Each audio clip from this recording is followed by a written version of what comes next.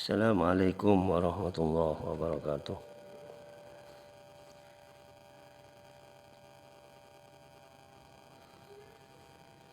Al-Fatihah ila hadratin Nabi Mustafa Muhammadin sallallahu alaihi wasallam wa ala alihi wa sahbihi wa dzurriyyatihi wa nibatihi wa jami'il anbiya wal mursalin wa syuhada wa sholihin wal ulama al amilin ala hadi niyya wa kulli niyatin salihah.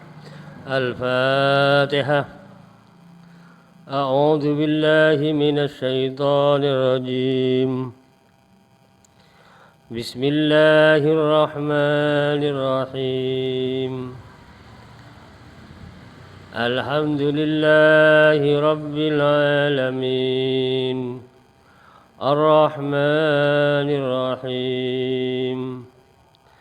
Maliki yaumiddin.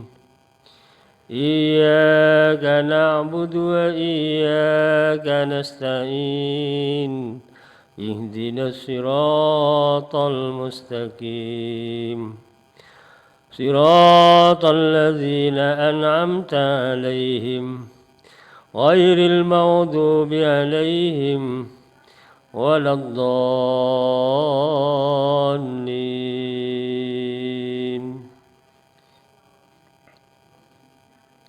Amin. Allahumma salli wa sallim wa barik alaihi wa ala alihi. Allahumma salli ala Muhammad. Ya Rabbi salli alaihi wa sallim. Arju syafa'ata min Muhammad. Lau kuntu artakibul muharram. Allahumma salli ala Muhammad. Ya Rabbi salli alaihi wa sallim. Man jawamal ja'una Muhammad. Yaumal hawani bihi tahassam. Allahumma salli ala Muhammad. Ya Rabbi salli alaihi wa sallim. Wa nuru ja'a bihi Muhammad. Wal haqqu bayyana in takallam. Allahumma salli ala Muhammad. Ya Rabbi salli alaihi wa sallim. A'la samai sama Muhammad. Jibrilu qala lahu taqaddam. Allahumma salli ala Muhammad. Ya Rabbi salli alaihi wa sallim. Wal jundu hina wa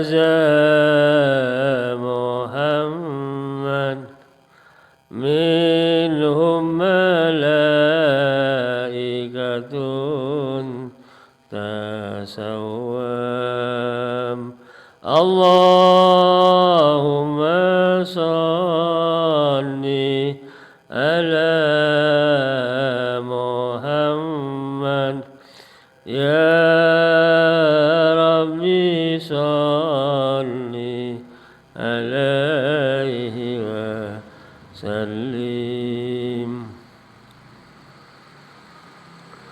ودنا أدهره محمد والكفر أبطله فهدم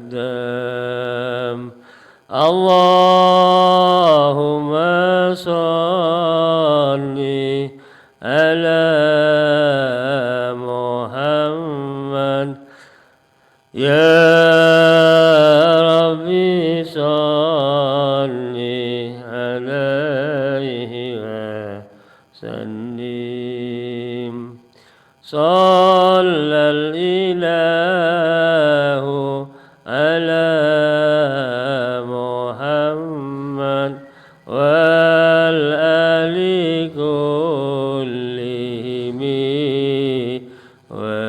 وسلم اللهم صل على محمد يا ربي صل عليه وسلم وصلى الله على محمد وعلى صحبه وسلم اللهم صل على محمد يا ربي صل عليه وسلم اللهم صل وسلم وبارك عليه وعلى آله الجنة ونعيمها سعد لمن يصلي ويسلم ويبارك عليه وعلى آله أبدل اللهم قبره الكريم بعرف شديد من صلاة وتسليم اللهم صل وسلم وبارك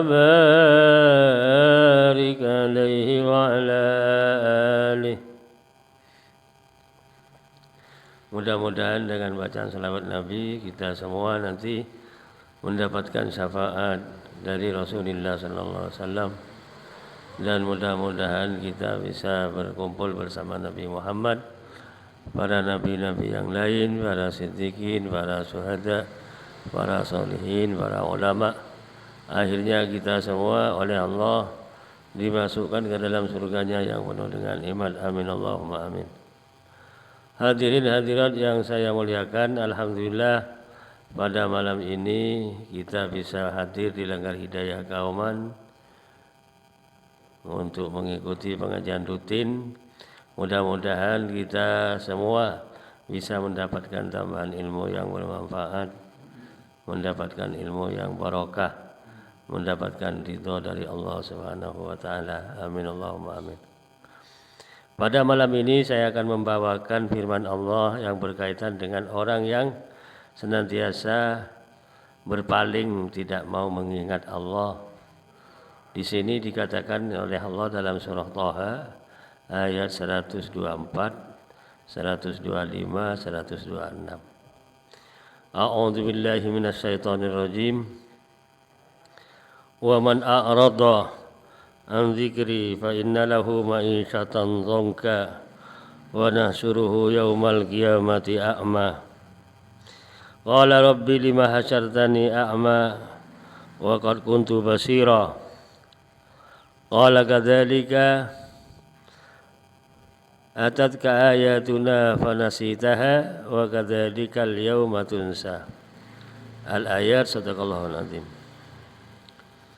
Yang artinya, dan barang siapa yang berpaling dari mengingat Allah, artinya dia tidak mau mengingat Allah, fa innalahu, maka sesungguhnya baginya adalah ma'isyatan dzangka, kehidupan yang sempitnya. Wa nahsuruhu yaumal qiyamati a'ma, dan saya, kata Allah, akan mengumpulkan dia besok di hari kiamat dalam posisi buta, tidak bisa melihat. Qala rabbi lima hasartani a'ma wa qad kuntu basira. Lalu dia matur kepada Allah, wahai Tuhan, karena apa engkau mengumpulkan saya pada hari ini dalam keadaan buta, sedangkan saya kemarin di dunia dalam keadaan melihat. Qala kadzalika, lalu Allah mengatakan, seperti itulah. Atatka ayatuna, sudah datang padamu tanda-tanda kebesaranku, fanasitaha, lalu kamu melupakannya. Artinya tidak mau menanggapi tanda-tanda kebesaran Allah. Misalnya perintahnya tidak dilaksanakan, larangannya justru dilanggar. Fanasitaha, kamu melupakannya. Wa kadzalikal yauma tunsa, demikian juga hari ini engkau dilupakan oleh Allah Subhanahu wa taala. Ini penting karena orang hidup di dunia itu intinya sebetulnya supaya senantiasa mengingat Sang Pencipta, Allah Subhanahu wa taala. Kalau dalam ilmu agama Islam, dalam agama kita, agama Islam, proses untuk mengingat Allah itu sebetulnya gampang karena oleh Allah Ta'ala dibuatkan media seperti halnya, khususnya yang resmi itu sholat 5 waktu.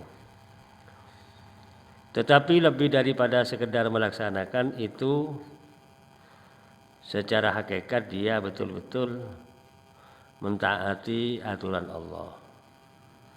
Kalau perintahnya dilaksanakan dengan sebaik-baiknya, larangannya juga ditaati, dia tidak melanggar larangan Allah.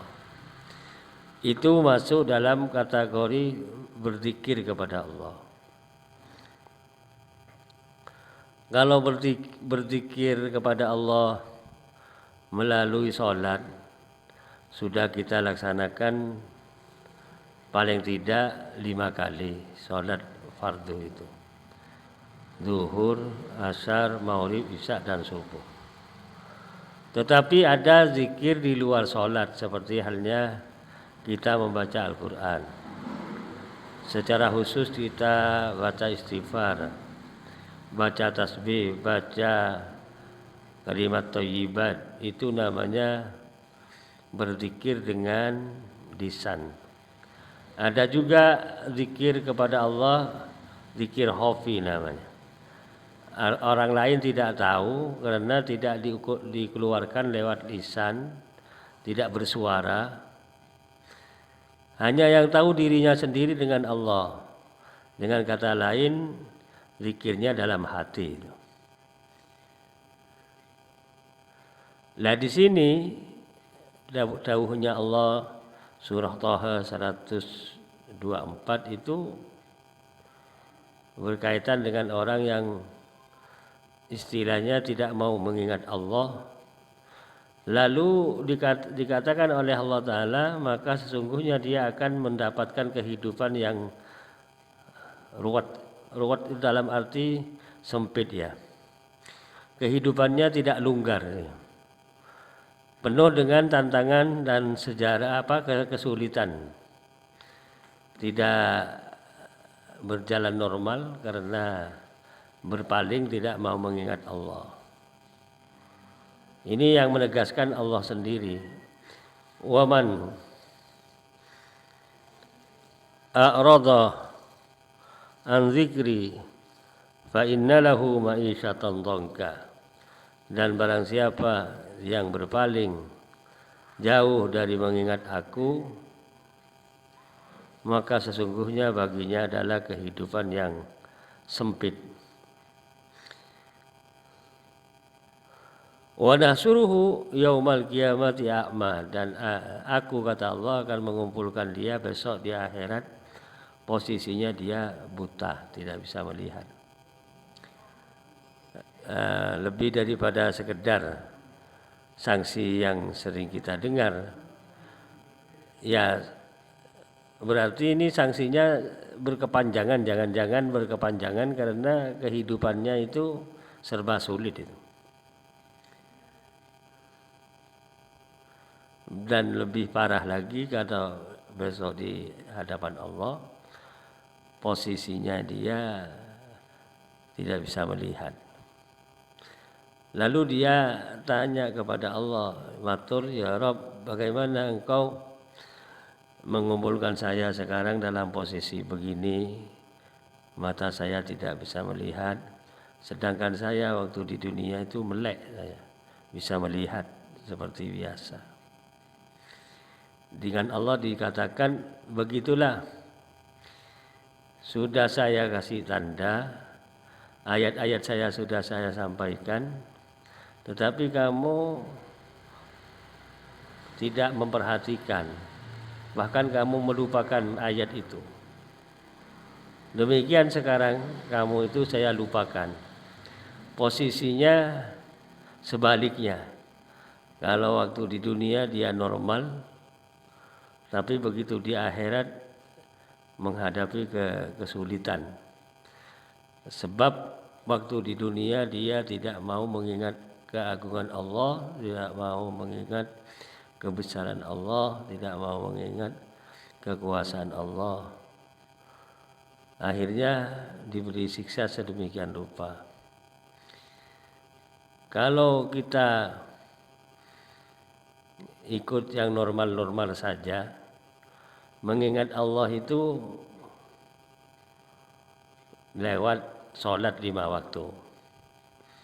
Bahkan secara khusus sholat itu dikatakan oleh Allah, aqimis sholata li dzikri, tegakkanlah sholat untuk mengingat aku.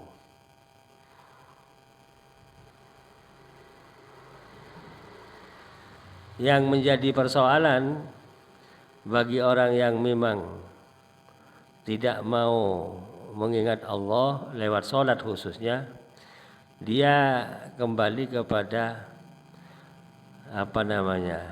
hawa nafsu yang dia miliki. Hawa nafsunya tidak mau menyembah kepada Allah, akhirnya dia mengikuti hawa nafsu, tidak mau melaksanakan sholat. Bapak-bapak, ibu-ibu yang saya hormati, ini firman Allah dalam surah Thaha itu sudah populer ini, sering dibawa oleh khatib, oleh muballigh, agar jemaah yang mengikuti pengajian atau khutbah Jumat senantiasa memperhatikan tanda-tanda kebesaran Allah. Senantiasa dia taat akan aturan Allah, perintahnya dilaksanakan, larangannya ditinggalkan. Bapak-bapak, ibu-ibu yang berbahagia, perintah Allah itu sudah saya sering bawa di sini, ada 2 macam. Ada perintah Allah yang tidak boleh ditawar, dengan kata lain wajib itu. Tapi juga ada perintah Allah yang masih ditolerir, yang statusnya sunnah itu. Kedua-duanya perintah Allah, wajib itu perintah, sunnah itu juga perintah. Demikian juga larangan Allah. Larangan Allah itu ada 2 macam. Ada larangan yang statusnya tidak boleh dilanggar sama sekali, seperti halnya yang Kalau bahasa fikihnya itu larangan haram, tidak boleh dilanggar itu. Tapi juga ada larangan namanya makruh namanya. Itu kalau ditinggalkan larangan Allah itu tidak dilanggar dapat pahala. Tetapi andai kata dia terlanjur melanggar larangan yang sifatnya makruh itu tidak dijadikan dosa oleh Allah.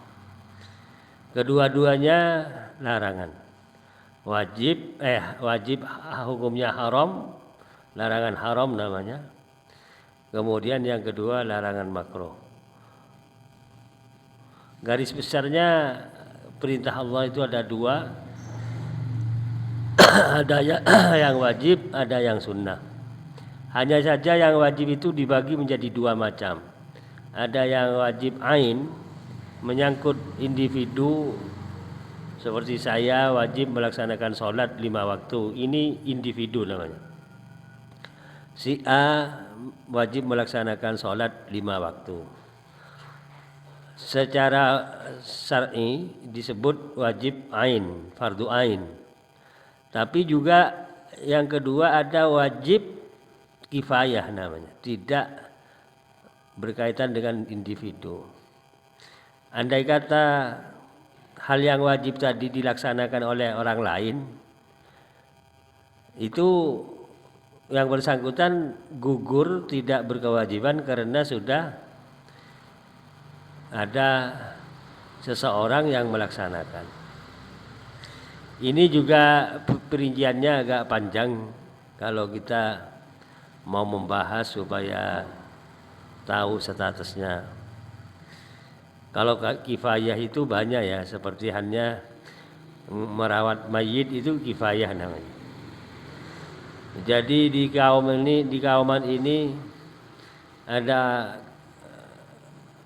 orang yang keseripaan meninggal dunia, orang Islam kauman berkewajiban merawat mayit yang meninggal itu. Kewajibannya hanya 4. 1. Memandikan. 2. Mengkafani. 3. Menyolatkan mayit. Yang keempat mengubur mayit. Nah, 4 hal ini berkaitan dengan kewajiban untuk menangani mayit. Itu semua masyarakat kauman yang Islam, bapak-bapak, ibu-ibu berkewajiban semua. Andai kata ada dari sekian banyak orang Islam di kauman, ada sebagian yang terjun untuk melaksanakan perawatan mayit itu, maka yang tidak mengikuti itu tidak dosa. Nah, itu yang disebut wajib kifayah. Tetapi kalau wajib ain itu individu semuanya harus melaksanakan kewajiban yang statusnya fardu ain. Bapak-bapak, ibu-ibu yang saya hormati, ini tentang ayat-ayat Allah yang diberikan kepada hambanya yang beragama Islam khususnya, agar ditaati tanda-tanda kebesaran Allah itu, ditanggapi sedemikian rupa. Kalau perintahnya dilaksanakan, larangannya ditinggalkan. Kemudian bapak-bapak, ibu-ibu yang berbahagia, ada juga perintah Allah yang tadi statusnya perintah tetapi tidak wajib. Dengan kata lain perintah tapi sunnah. Ya, sunnah itu banyak, seperti halnya sholat sunnah qobliyah, ba'diyah, sebelum isya, setelah isya, sebelum subuh gitu, setelah duhur, sebelum duhur, setelah duhur, sebelum asar, kemudian setelah sholat maghrib. Ada sholat yang statusnya sunnah, tidak wajib tapi diperintah juga, namun statusnya sunnah. Andai kata dilaksanakan dapat pahala besar, kalau toh ditinggalkan tidak kena sanksi. Dengan kata lain tidak dosa. Yang sunnah ini macam-macam, bukan cuma satu jenis. Ada istilahnya dalam kitab fikih itu, ada sunnah muakkadah, ada sunnah mutlak, ada sunnah hajat, ada sunnah istikharah, macam-macam. Sholat lah maksud saya. Sholat muakkadah itu, sholat sunnah muakkadah seperti halnya sholat hari raya itu, Idul Fitri, Idul Adha, kedua-duanya sunnah muakkadah. Lalu kalau di bulan puasa sholat sunnah muakkadah seperti halnya sholat tarawih. Ada juga di tengah malam disebut sholat tahajud, itu juga sunnah muakkadah. Selepas dari itu bermacam-macam, bahkan yang dikatakan ada sunnah mutlak. Kapan saja melaksanakan, di mana saja dia bisa, itu sunnahnya mutlak. Tetapi kalau sunnah muakkadah yang ada waktunya namanya muqayyadah, diikat dengan waktu, harus dilaksanakan hari raya Idul Fitri, harus dilaksanakan hari raya Idul Adha. Itu muakkadah muqayyadah. Ada sholat muakkadah muqayyadah seperti halnya sholat tarawih harus di bulan Ramadan. Kalau di bulan lainnya, bukan bulan Ramadan, itu bukan sholat tarawih. Mungkin sholat mutlak tadi, atau sholat istikharah, atau sholat apa namanya, taubat namanya. Bahkan ada juga sholat muakkadah itu, sholat sunnah muakkadah, sholat witir itu. Bapak-bapak, ibu-ibu yang berbahagia, yang wajib bermacam-macam. Ada dua, ada wajib ain, wajib kifayah. Perintah ada dua, ada perintah wajib, ada perintah sunnah, kan gitu. Kemudian larangan ada dua, ada larangan haram, ada larangan makruh. Perlu saya sampaikan bahwa di antaranya yang wajib dan yang sunnah, yang fardu ain atau fardu kifayah, yang larangan haram dan larangan makruh, lepas dari itu semua namanya mubah. Mubah itu kanan kiri oke, itu bebas itu. Allah Ta'ala memang memberi ruang kepada hambanya, hidupnya biar ada lintas waktu yang diberikan Allah dengan bebas, disebut mubah itu. Tidak kena kewajiban, tidak kena larangan, tidak kena status sunnah dan seterusnya, yang tetapi disebut hukumnya mubah. Yang mubah itu bapak-bapak, ibu-ibu harus tahu, awak dewi ini kalau mau tidur mubah, mau tidur itu status hukumnya, asal hukumnya orang tidur itu mubah. Tidur monggo, tidak tidur enggak apa-apa. Secara agama, maksudnya secara agama. Makan juga mubah itu. Makan monggo, tidak makan enggak apa-apa. Jadi yang mubah itu seperti halnya pergi itu mubah. Mau pergi monggo, tidak pergi monggo. Itu mubah itu. Status hukumnya maksud saya. Diam, duduk, mubah. Mau duduk monggo, tidak duduk ya monggo, kan gitu. Jadi makan, tidur, pergi, mubah itu. Dalam Islam begitu maksudnya. Hanya saja ada yang berkaitan dengan status mubah tadi itu menjadi sunnah, sebab sesuatu yang berkaitan dengan mubah itu dilaksanakan. Misalnya begini, mau tidur kan mubah. Ini betul, saya mau tidur nanti, sebentar lagi tidur jam 10, tetapi sebelum tidur dia ambil wudhu dulu. Itu sunnah itu. Wudhu, disucikan badan diri kita dari hadas kecil, lalu baca doa, kan ada doa tidur itu. Lah, hal-hal yang berkaitan dengan status mubah tadi tetapi dapat pahala berubah menjadi sunnah itu. Supaya kita tahu yang mubah-mubah itu bisa jadi kebaikan dapat pahala, bisa jadi dosa dapat dosa, haram hukumnya yang mubah-mubah itu. Tergantung teknis pelaksanaannya, ngeterapkan mengaplikasikan kemubahan tadi itu sesuai dengan sesuatu yang ada pahala atau sesuai dengan sesuatu yang berdosa. Nah, ini supaya kita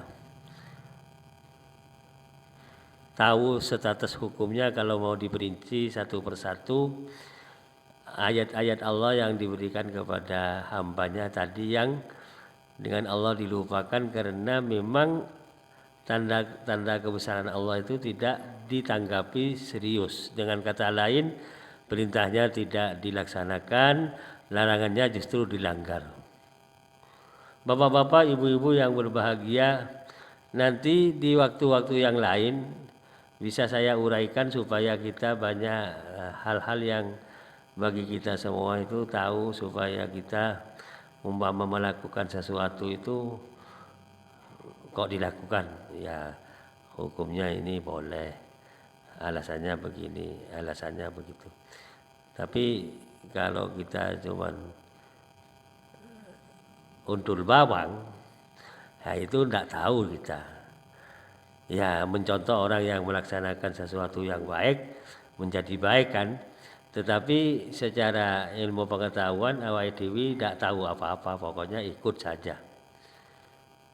Ya yang disebut oleh umum, disebut orang awam itu ya begitu itu. Ya dia ke barat ikut ke barat, dia ke timur ikut ke timur kan gitu. Yang bagus itu ya kita tahu ke timurnya itu bagaimana, ke baratnya bagaimana, kan tahu. Sehingga disebut punya ilmu pengetahuan.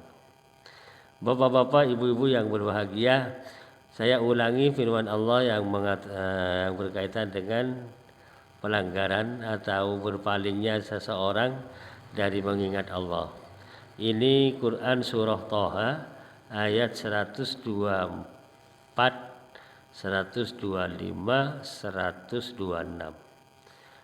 A'udzu billahi minasyaitonir rajim. Wa man a'rada an dzikri fa inna lahu ma'isyatan dhanka wa nahsyuruhu yaumal qiyamati a'ma. Dan barang siapa yang berpaling daripada mengingat aku, fa innalahu, maka sesungguhnya lahu baginya adalah ma'isyatan dhanka, kehidupan yang sempit. Kalau bahasa yang radikal itu ya melarat itu, atau dengan kata lain kesulitan hidupnya, tidak menemukan arah, ya tidak jelas. Fa innalahu ma'isyatan dhanka wa nahsyuruhu yaumal qiyamati a'ma. Lalu dia oleh Allah akan dikumpulkan dalam posisi yang buta, orang lain melek, dia buta. Qala rabbi lima hasartani a'ma wa qad kuntu basira. Lalu dia matur kepada Allah, ya Rabb, wahai Tuhan, kenapa engkau mengumpulkan saya dalam posisi buta, sedangkan saya waktu di dunia dalam keadaan melihat. Qala, Allah jawab, kadzalika, seperti itulah, atatka ayatuna falasitaha, sudah datang padamu tanda-tanda kebesaranku tetapi kamu melupakannya. Wa kadzalikal yauma tunsa, demikian juga pada hari ini kamu saya lupakan. Jadi dia kena sanksi karena melupakan tanda-tanda kebesaran Allah tadi. Bapak-bapak, ibu-ibu yang berbahagia, ini sedikit tetapi ini menurut saya adalah poin yang mengandung nilai sangat strategis untuk masing-masing individu kita untuk mensyukuri nikmat Allah. Dia selalu ingat akan dirinya, bagaimana dirinya diciptakan oleh Allah, dihidupkan oleh Allah, diberi makan oleh Allah, diberi pikiran oleh Allah, bisa melihat dengan kekuasaan Allah, bisa berjalan dengan iradahnya Allah. Ini satu persatu diuraikan berkaitan dengan zikrullah itu. Saya kira ini sedikit ya, mohon maaf sebentar saja. Mari kita tutup dengan bacaan Maulaya sholli wa sallim daiman abada ala habibika khairil khalqi kullihim huwal habibul ladzi turja syafa'atuhu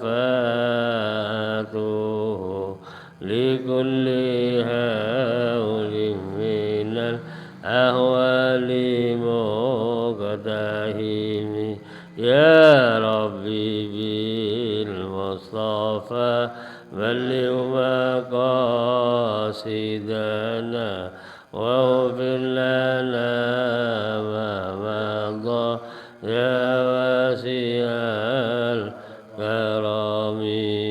Rabbana atina fid dunya hasanah wa fil akhirati hasanah wa qina adzabannar walhamdulillahi rabbil alamin. Assalamualaikum warahmatullahi wabarakatuh.